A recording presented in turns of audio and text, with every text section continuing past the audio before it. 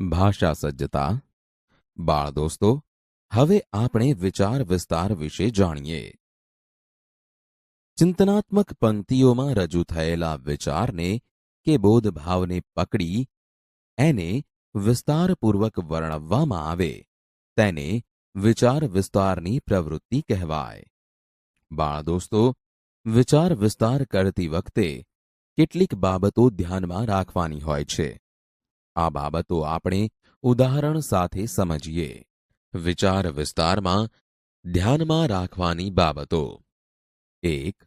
વાંચવું અને વિચારવું એ વિચાર વિસ્તાર કરવાની પાયાની બાબત છે. સૌપ્રથમ આપેલી પંક્તિઓને ધ્યાનપૂર્વક વાંચો. એમાં ક્યાંય વિરામચિહ્નો હોય તો એ પ્રમાણે ત્યાં અટકીને વાંચો. જેમ કે, મિત્ર એવો શોધવો જે ઢાલ સરીખો હોય, સુખમાં પાછળ પડી રહે, દુઃખમાં આગળ હોય. 2. શબ્દોના અર્થ સમજવાનો પ્રયત્ન કરતા જઈ પંક્તિઓના મુખ્ય વિચારને તારવવો એ પણ વિચાર વિસ્તાર કરવાની ખાસ અગત્યની બાબત છે. અહીં જુઓ. મિત્ર દોસ્ત શોધવાનો છે. ઢાલ તલવાર સામે રક્ષણ મેળવવાનું કાચબા કે મગરની ચામડીમાંથી બનેલું હથિયાર. સરીખો સરખો સમાન. અહીં પંક્તિનો સાદો અર્થ એ છે કે મિત્ર એવો શોધવો જોઈએ કે જે ઢાલ જેવો હોય, સુખમાં ભલે પાછળ રહે પણ દુઃખમાં હંમેશા આગળ રહેતો હોવો જોઈએ. 3. પંક્તિ કે પંક્તિઓમાંથી સાદો અર્થ સમજાય પછી એમાંથી પ્રગટતા અન્ય અર્થો, સૂચિતાર્થો કે ગૂઢાર્થોને સમજવાનો પ્રયત્ન કરી અને એમાંથી શો બોધ મળે છે તે તારવો. અહીં જુઓ.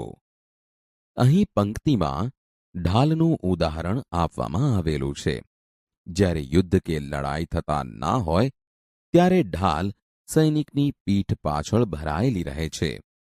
પરંતુ સામે જ્યારે તલવારનો ઘા પડવાનો હોય ત્યારે ઢાલ સૈનિકની આગળ આવી તલવારના ઘાને પોતાના પર ઝીલી લે છે. મિત્રો પણ આવા જ હોવા જોઈએ. આપણા જીવનમાં જ્યારે દુઃખનો કે મુશ્કેલીનો સમય હોય ત્યારે આગળ આવી સાથે રહીને મદદ કરતા હોવા જોઈએ. પછી ભલે આપણે સુખી હોઈએ ત્યારે તે પાછળ રહેતા હોય. 4. પંક્તિના મુખ્ય વિચારને સમજાવવા માટે એને અનુરૂપ અન્ય એવી પંક્તિઓ, દ્રષ્ટાંતો, રૂઢિપ્રયોગો કે કહેવતો વગેરે લખવી. અહીં આ વિચાર વિસ્તારમાં તમે કૃષ્ણ સુદામા અને રામ હનુમાનજીની મિત્રતાના ઉદાહરણ મૂકી શકો. શ્રીરામ અને હનુમાનજીની મિત્રતા જોઈએ તો રામના સીતાજીની શોધના અત્યંત વિકટ કાર્યમાં હનુમાનજી આગળ રહ્યા અને પછી જ્યારે રામ ગાદી પર બેઠા ત્યારે તેઓ ઢાલની જેમ પાછળ પણ રહ્યા હતા. 5. પંક્તિના મુખ્ય વિચારને ઉદાહરણ દ્વારા સમજાવ્યા પછી અંતે વિચાર વિસ્તારના સારાંશ રૂપે પોતાનું મંતવ્ય રજૂ કરવું જોઈએ. જેમ કે, આમ આપણે મિત્ર પસંદગીમાં ખૂબ જ ધ્યાન રાખવું જોઈએ. સાચા મિત્રો ઢાલ જેવા હોય છે. આપણા દુઃખમાં હંમેશા સાથ આપતા હોય છે અને સુખમાં કોઈ અપેક્ષા રાખતા નથી. આવા સાચા મિત્રો જ આપણે પસંદ કરવા જોઈએ. 6. સામાન્ય રીતે વિચાર વિસ્તાર કે અર્થ વિસ્તારના લેખનને આપણે 3 ફકરામાં કરવું જોઈએ. પ્રથમ ફકરામાં એમાં રહેલો મુખ્ય વિચાર લખવો. અહીં પંક્તિનો સાદો અર્થ એ છે કે મિત્ર એવો શોધવો જોઈએ કે જે ઢાલ જેવો હોય, સુખમાં ભલે પાછળ રહે પણ દુઃખમાં હંમેશા આગળ રહેતો હોવો જોઈએ. અહીં પંક્તિમાં ઢાલનું ઉદાહરણ આપવામાં આવેલું છે. જ્યારે યુદ્ધ કે લડાઈ થતા ના હોય ત્યારે ઢાલ સૈનિકની પીઠ પાછળ ભરાયેલી રહે છે. પરંતુ સામે જ્યારે તલવારનો ઘા પડવાનો હોય ત્યારે ઢાલ સૈનિકની આગળ આવી તલવારના ઘાને પોતાના પર ઝીલી લે છે. મિત્રો, પણ આવા જ હોવા જોઈએ. આપણા જીવનમાં જ્યારે દુઃખનો કે મુશ્કેલીનો સમય હોય ત્યારે આગળ આવી સાથે રહીને મદદ કરતા હોવા જોઈએ. પછી ભલે આપણે સુખી હોઈએ ત્યારે તે પાછળ રહેતા હોય. બીજા ફકરામાં એ પંક્તિઓની વિગતો દ્રષ્ટાંતો સાથે વર્ણવવી. શ્રીરામ અને હનુમાનજીની મિત્રતા જોઈએ તો રામના સીતાજીની શોધના અત્યંત વિકટ કાર્યમાં હનુમાનજી આગળ રહ્યા અને પછી જ્યારે રામ ગાદી પર બેઠા ત્યારે તેઓ ઢાલની જેમ પાછળ પણ રહ્યા હતા.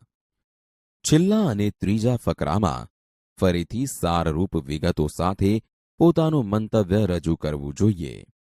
જેમ કે, આમ આપણે મિત્ર પસંદગીમાં ખૂબ જ ધ્યાન રાખવું જોઈએ. સાચા મિત્રો ઢાલ જેવા હોય છે. આપણા દુઃખમાં હંમેશા સાથ આપતા હોય છે અને સુખમાં કોઈ અપેક્ષા રાખતા નથી. આવા સાચા મિત્રો જ આપણે પસંદ કરવા જોઈએ.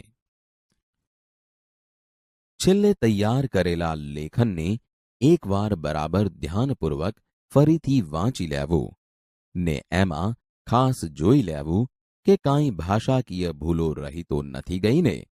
જો રહી ગઈ હોય તો તે તરત જ સુધારી લેવી જોઈએ. બાળ દોસ્તો, અહીં દર્શાવેલી વિગતોને એક સાથે ફકરાબંધ લખતા તમને વિચાર વિસ્તાર મળશે, જેને હવે તમારી વર્કશીટમાં લખો.